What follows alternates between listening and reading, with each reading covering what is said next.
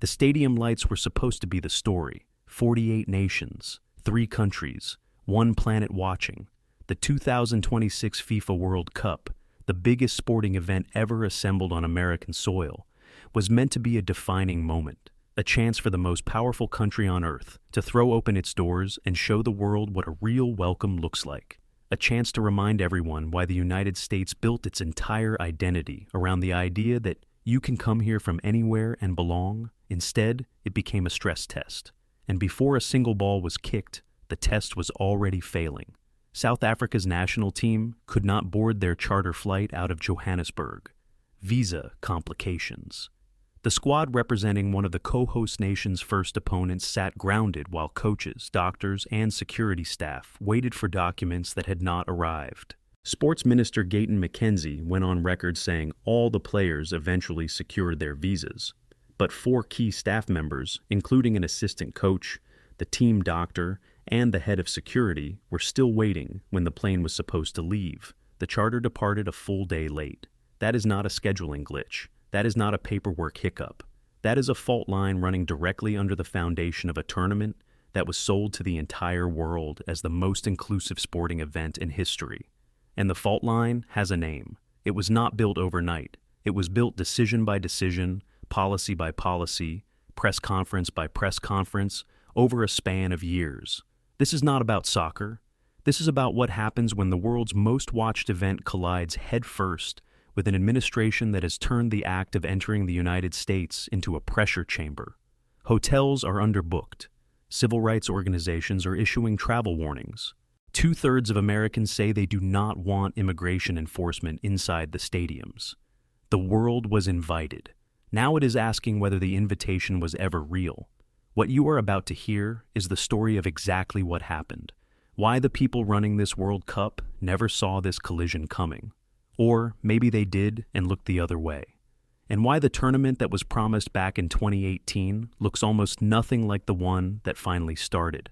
Imagine you booked a table at a restaurant 6 years ago. The reviews were glowing. The neighborhood was buzzing with energy. You told your friends, your family, your whole group chat that you were all going. You made plans around it. Then, 3 weeks before your reservation, the management changed, the menu changed, the door policy changed. And on the day you were supposed to arrive, you found out that depending on your passport, your name, your gender, or your politics, you might not even be let in. How long before you cancel? That is the exact calculation that millions of fans, national teams, and international travel planners have been running for months. And what you just imagined is not hypothetical. It is the operational reality of the 2026 World Cup. Let's go back to the beginning. When FIFA awarded the 2026 World Cup to the joint United States, Canada, and Mexico, bid back in 2018, it felt like a safe bet. The safest bet on the board, actually. Massive stadiums, established infrastructure, a tourism industry built at precisely the kind of scale this event demands. The economic projections were staggering, a potential $30 billion boost for the American economy alone. Hotel chains started planning years ahead. Cities competed fiercely for the right to be named a host venue. The pitch to FIFA was simple and it landed hard. America was ready. America was open. And the world was welcome. That was a different political weather system. What arrived instead was a sequence of decisions that no FIFA planning committee had ever modeled, because no planning committee had ever imagined they would need to.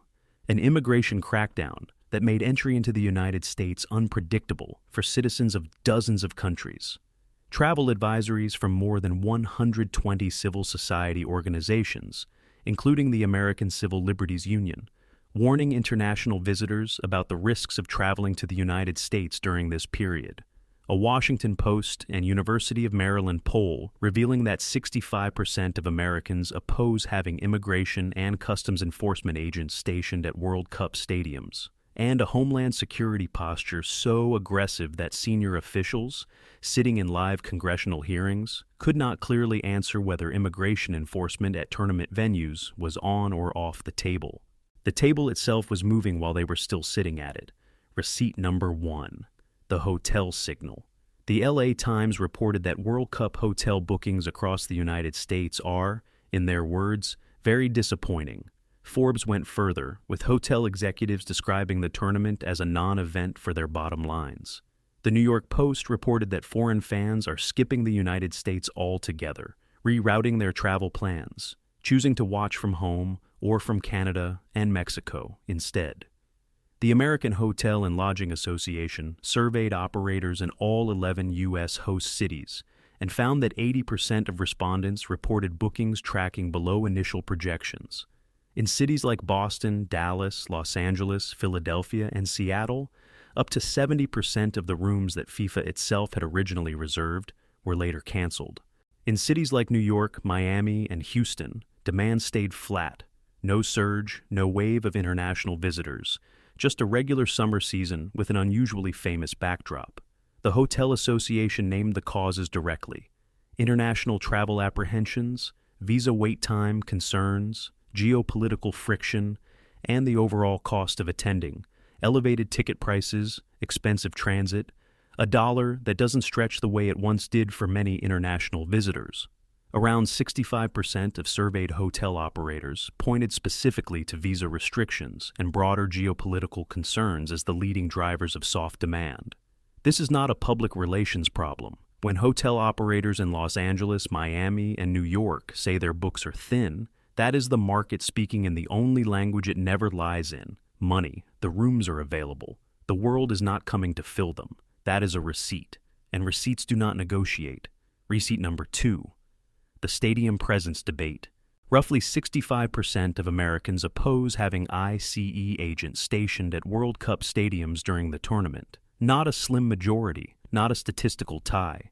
Nearly 2/3 of the home crowd, the people this administration claims to speak for, said they do not want that atmosphere inside the venues. And while that polling was being published, the acting Homeland Security Secretary was sitting in a congressional hearing that, by most accounts, devolved into shouting, accusations, and a fundamental inability to articulate a clear and consistent policy on what ICE would or would not do at World Cup events.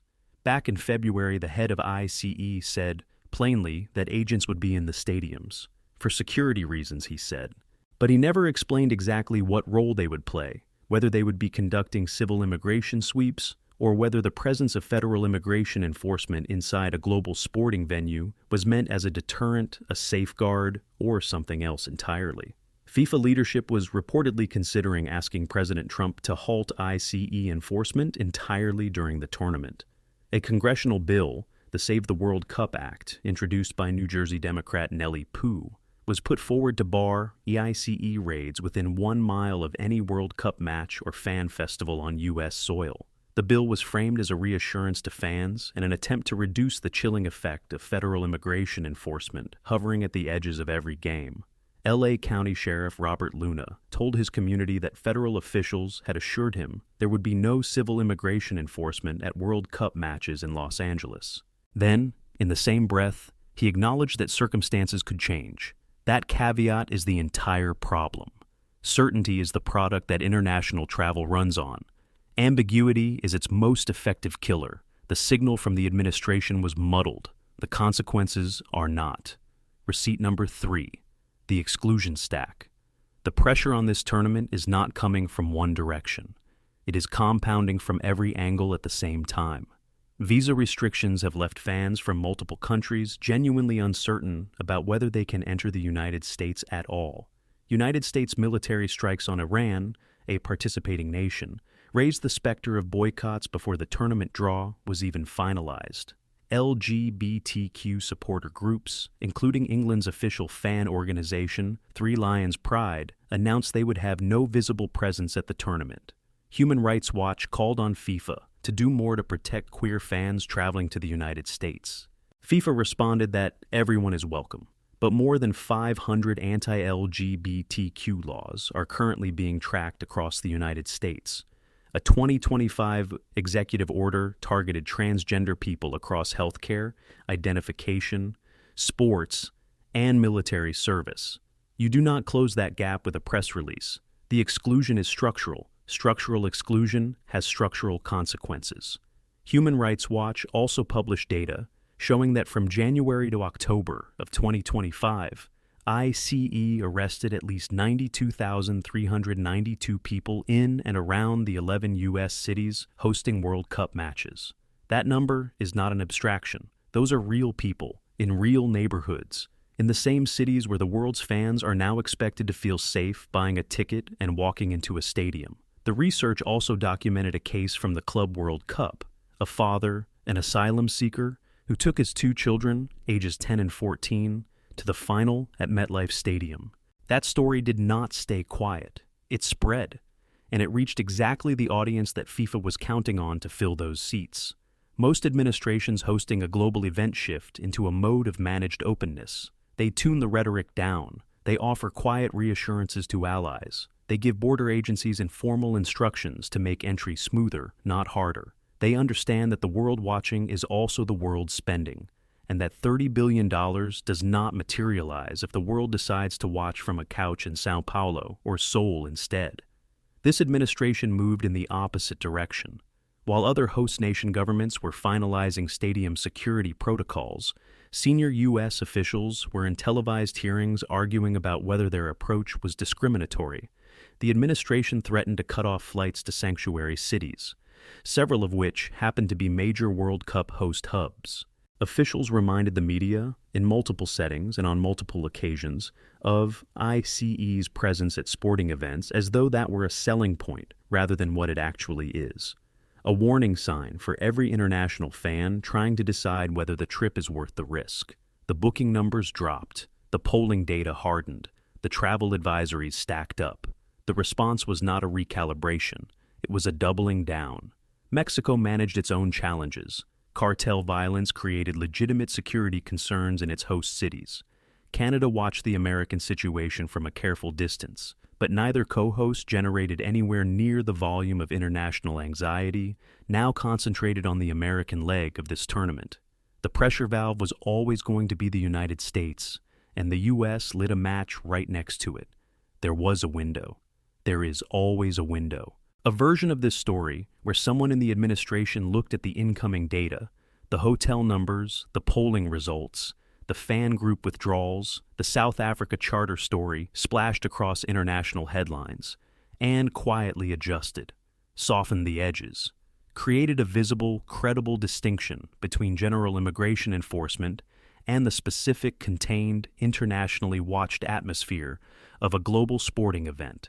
That is what strategic hosting looks like. That is the playbook every previous host nation has run, regardless of their domestic politics. That window existed. It was not used. You do not outmaneuver a global credibility problem by ignoring the data. You buy yourself time, and time is the one resource this World Cup no longer has in abundance. So, what does this actually mean on the ground? If you work in hospitality, tourism, aviation, or event services in an American host city, the underperformance is not abstract. Those empty hotel rooms represent real revenue projections that will not be met this summer. The difference between an anticipated surge and a flat season is the difference between hiring extra seasonal staff and laying people off in September. If you are a foreign fan who planned to travel, the uncertainty around entry has been real enough that major international fan groups reorganized their presence entirely, canceled group travel packages, and in some cases, publicly announced that their members would be watching from home. That is not a protest. That is a risk assessment. If you are a brand or sponsor who paid to be associated with the world's biggest sporting event on American soil, you are now attached to a tournament that generated more global headlines about exclusion, fear, and diplomatic friction than about football, before a single opening whistle was blown. The return on that investment does not look the same as it did when the contracts were signed. And once a tournament's pre-match narrative is set, it does not reset cleanly. The stories written before the opening whistle follow the event all the way to the final. They become the frame through which everything else gets interpreted. A great goal becomes a footnote to the larger story. A diplomatic incident becomes confirmation of what everyone already suspected. Once the emergency exit is built into every fan group's travel plan, people remember where it is. And they do not throw that knowledge away just because the moment passes. There are 3 scenarios from here, and they are worth understanding clearly. The first is a managed correction. Local officials, courts, and quiet diplomatic pressure force a partial de-escalation. Immigration enforcement maintains its formal posture, but operates with enough practical restraint that incidents at the tournament are minimal. The matches happen. Some international fans arrive, fewer than projected, but enough to fill the cameras. The economic damage is real, but stops short of catastrophic. The tournament finishes. But the lesson that the United States is an unpredictable host has already been taught, and it will shape how FIFA models future bids for years to come. The structural damage outlasts the tournament itself. The second scenario is the domino effect. Other nations watching what happened to South Africa's charter flight begin quietly coordinating. Fan groups that withdrew their visible presence become a template for others. Sponsors start reviewing their association with future U.S.-hosted events. Other tournaments, other major international gatherings, quietly shift their planning frameworks away from the United States as a default destination, not in a single dramatic declaration, not in a press conference or a formal boycott, but in hundreds of small decisions made in offices in Zurich, London, Tokyo, and Buenos Aires. The U.S. remains powerful, but it is no longer the automatic first choice. And slight shifts in gravity, compounded over years, reshape entire landscapes. The third scenario is escalation. This is the door everyone can see but nobody wants to open out loud. A high-profile incident at a stadium or at a border crossing. A team or official delegation treated in a way that becomes a global flashpoint. A major sponsor pulling out publicly in real time. The kind of moment that turns a troubled tournament into a full international incident. Officials are preparing for this possibility privately. Nobody is naming it out loud. And the ambiguity that Sheriff Luna acknowledged, that circumstances could change, is precisely the gap through which that scenario enters. The 2026 FIFA World Cup will never be the tournament it was promised to be in 2018. Even if the football itself is historic. Even if the stadiums fill and the moments are real and the goals are the kind that people replay for decades. The story that preceded this tournament is already written, already archived, already indexed by every journalist and analyst and FIFA executive who will spend the next several years trying to understand what happened here and how to make sure it never happens again. The canceled charter out of Johannesburg. The congressional hearing that turned into a shouting match over whether immigration agents belonged inside a World Cup venue. The 2/3 of Americans who said they did not want this atmosphere at their own sporting event. The 80% of hotel operators reporting weaker than expected bookings. The 120-plus civil rights organizations that issued formal warnings to international travelers. These are not talking points, they are data points. And data points accumulate. Once a country teaches the world that entry is a risk rather than a guarantee, the world does not forget quickly. It builds backup plans. It finds alternative destinations. It learns where the trapdoors are. And it does not throw that institutional knowledge away when the political winds eventually shift. The question worth sitting with is not whether this administration's posture damaged the World Cup. The damage to the tournament's pre-event narrative is already documented and measurable. The deeper question is what it signals about something larger. Is the $30 billion shortfall a policy failure? A specific correctable mistake made by specific people in a specific political moment? Or is it something slower and harder to reverse? A signal that the world is quietly, methodically recalculating its relationship with the United States as a host, as a guarantor of safety, as a destination worth the risk and the expense and the uncertainty. Is this the first chapter of that recalculation? Or is it the middle of one that started years before this tournament was ever scheduled? The matches are happening. The ball is rolling. The goals will come, and some of them will be extraordinary. But the stories running underneath the tournament, the visa disputes, the stadium standoffs, the booking shortfalls, the diplomatic fallout, the fan groups who stayed home, and the ones who came anyway. Those stories are not slowing down. They will be studied long after the trophy is lifted and the cameras move on. Not because the football wasn't worth watching, but because what surrounded it tells a story that goes well beyond the 90 minutes. And that story is still being written.